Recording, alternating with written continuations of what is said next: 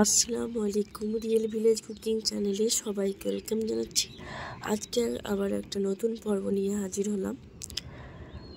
আজকে আমি বানাবো দুধের শরবত, খুবই ইয়ামি এবং টেস্টি। স্কিপ না করে পুরো ভিডিওটা দেখতে থাকুন, আপনাদের খুবই ভালো লাগবে। তাহলে চলুন শুরু করা যাক। এখানে আমি 1 লিটার দুধ নিয়ে নিয়েছি, ভালো করে জাল দিয়ে দুধটা ঘন করে নিয়েছি।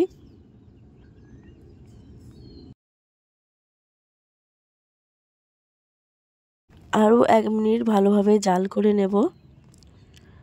খুব ভালোভাবে দুধে যখন বলক চলে আসবে, এর মধ্যে দেখবেন মোটা মোটা সর বসবে। এইভাবে করে আমি হেলাতে থাকবো।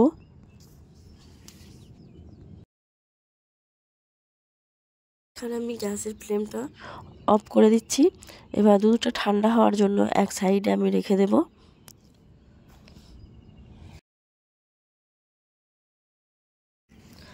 এখানে আমি 1 বাটি পরিমাণে চিনি নিয়ে নিচ্ছি ক্যারামেল বানানোর জন্য। দিয়ে দিলাম 1 বাটি থেকে সামান্য কম চিনি। আমি এখানে চিনিটা নাড়ব না, যখন ঠিক এই পর্যায়ে গলে যাবে তখন নাড়াচাড়া করতে হবে। আর আগে যদি একটু নেড়ে দেওয়া হয় এরকম টেক্সচারটা আসবে না। এই দেখুন কালারটা খুব সুন্দরভাবে যখন চেঞ্জ হয়ে আসবে, আলতোভাবে একটু নাড়াচাড়া করে দিতে হবে। চিনি যখন খুব ভালোভাবে গলে যাবে আর এরকম একটা কালার চলে আসবে, তখন আমি গ্যাসের ফ্লেমটাকে অফ করে দেব। এই দেখুন খুব বেশি জাল দেওয়া যাবে না, পুড়ে যেতে পারে, এখানে তেতো লাগবে। ঠিক এরকম কালারটা আসবে। এই পর্যায়ে আমি দিয়ে দিচ্ছি দুধ। আমি যে দুধটা ঘন করে রেখেছিলাম সেই দুধটা দিয়ে দিলাম। দিয়ে অনবরত নাড়াচাড়া করতে থাকবো।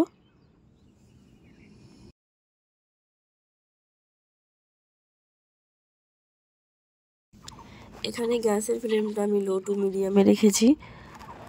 অনবরত নাড়াচাড়া করতে থাকবো। এই চিনির যে শিরাটা বানিয়েছিলাম, দুধ দেওয়ার কারণে এটা জমে গেছে, কিন্তু যত গরম হবে তত খুব সহজেই গলে যাবে, দুধের সঙ্গে ভালোভাবে মিশে যাবে। দুধের কালারটা দেখুন ঠিক এই রকম হবে।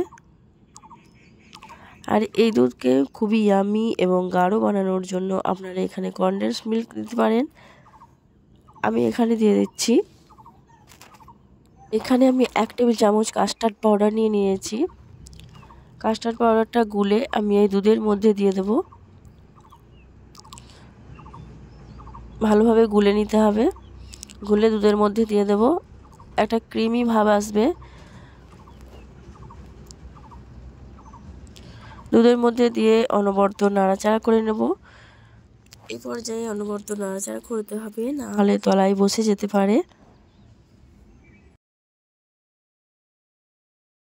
কাস্টার্ড পাউডার দেওয়ার সঙ্গে সঙ্গে এর মধ্যে দুধের মধ্যে যে একটা ক্রিমি ইয়ামি একটা টেস্ট আসবে, আপনারা দেখেই বুঝতে পারবেন যে দুধটা কতটা গাঢ় হয়ে আসছে। একটা ঘন ভাব চলে আসবে। আপনারা বাড়িতে অনেক রকমের শরবত বানিয়ে থাকেন, আপনারা এইভাবে একবার বানিয়ে দেখবেন, যে এর স্বাদ ভুলতে পারবেন না। একবার খেলে বারবার খেতে ইচ্ছা করবে। এই দেখুন দুধটা কতটা গাঢ় হয়ে এসেছে, দেখেই বুঝতে পারছেন। এটা যখন ঠান্ডা হবে আবারও কিছুটা গাঢ় হয়ে আসবে। ঠিক এই পর্যায়ে গ্যাসের ফ্লেমটা অফ করে দিতে হবে। গ্যাসের ফ্লেম অফ করে আমি এখানে দুধ ঠান্ডা করে নিচ্ছি। আর অপর সাইডে একটা পাত্র চাপিয়ে দিলাম। এখানে নিয়ে নিয়েছি জল আর দিয়ে দিচ্ছি সাবুদানা। 1/2 বাটি পরিমাণে সাবুদানা নিয়েছি। আমি সাবুদানাকে ভালো করে ফুটিয়ে নেব, কিছুক্ষণ সেদ্ধ করে নেব।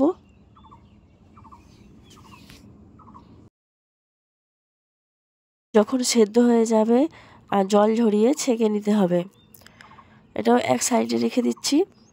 এবার আমি যে দুধটা ঠান্ডা হতে দিয়েছিলাম সে দুধের মধ্যে সাবুদানা আমি দিয়ে দিচ্ছি, আমি ছেঁকে নিয়েছি,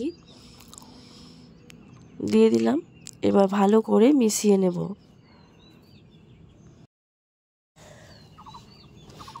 এই পর্যায়ে আপনারা সাবুদানার পরিবর্তে তকবাদানাও দিতে পারেন, সেক্ষেত্রেও খুবই ভালো লাগবে।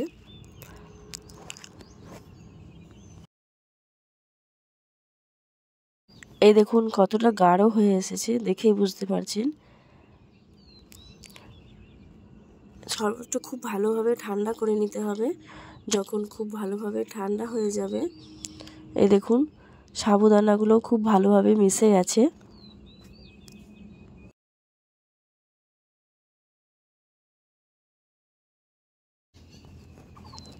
এবার আমি এই শরবতটা গ্লাসের মধ্যে সার্ভ করে নিচ্ছি।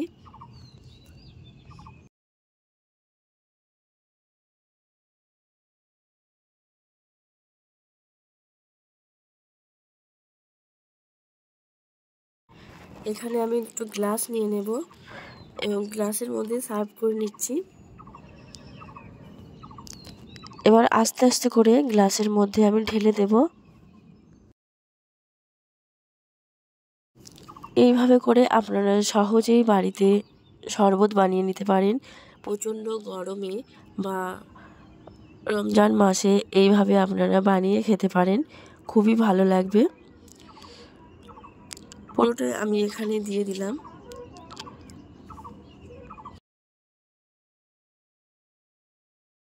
এবার ওপর থেকে আমি দিয়ে দিচ্ছি কয়েকটা আইস কিউব এবং দিয়ে দেবো ড্রাই ফ্রুট। এখানে আপনারা পছন্দ অনুযায়ী যে কোনো ড্রাই ফ্রুট দিতে পারেন।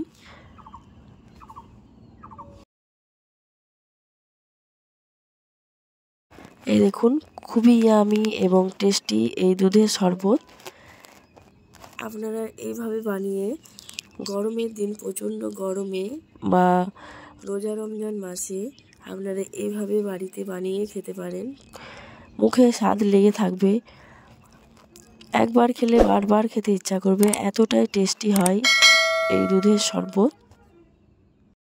তাহলে আমার এই রেসিপি আপনাদের কেমন লাগলো অবশ্যই জানাবেন। আর যদি নতুন হয়ে থাকেন চ্যানেলটা সাবস্ক্রাইব করবেন এবং লাইক করবেন। আজকের এই রেসিপি এখানেই শেষ করছি।